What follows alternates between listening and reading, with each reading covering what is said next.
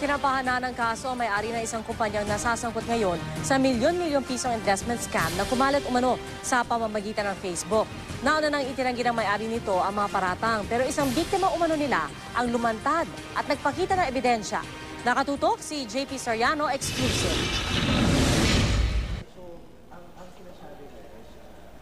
Bit-bit ni Sherwin Gonzales ang mga dokumentong ito nang humarap siya sa GMA News. Isa siya sa mahigit 100 nagsampa ng kaso laban sa presidente ng Upworm Limited Corporation na si Rodolfo Miranda Jr. at 4 na iba pa na nasasangkot ngayon sa umano'y milyon-milyong pisong pyramiding scam.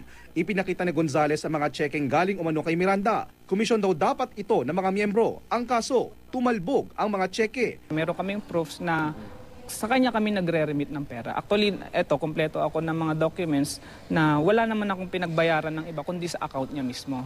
Tanong pa niya, kung direct selling talaga ang negosyo ng kumpanya, bakit wala siyang nakuhang mga produkto? Sa 2 million na ininvest ko sa kanila, kahit isang kutsarang kape, wala ako natikman.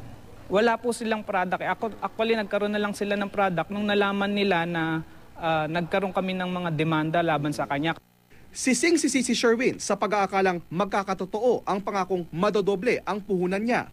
Nauna nang itinanggi ni Miranda at ng kanyang asawa ang lahat ng akusasyon sa kanila, sabay sabing biktima rin sila. Hindi naman lahat ng gagamit ng pangalan ng kumpanya namin at doon sila nagbayad, sasabihin na nasa amin na yung pera nila. Ayon sa NBI, sinampahan na ng reklamong syndicated estafa sa DOJ ang 5 opisyal ng Upworm, pero patuloy pa rin daw ang operasyon nito at binago lang ang pangalan ng website. Muling paalala ng NBI sa publiko, mag-ingat at magsaliksik munang mabuti bago pumasok sa anumang investment. Dahil kung ang alok at pangakong tubo raw ay tila masyadong magandang pakinggan, malamang daw wala rin itong katotohanan. JP Soriano, nakatutok 24 oras.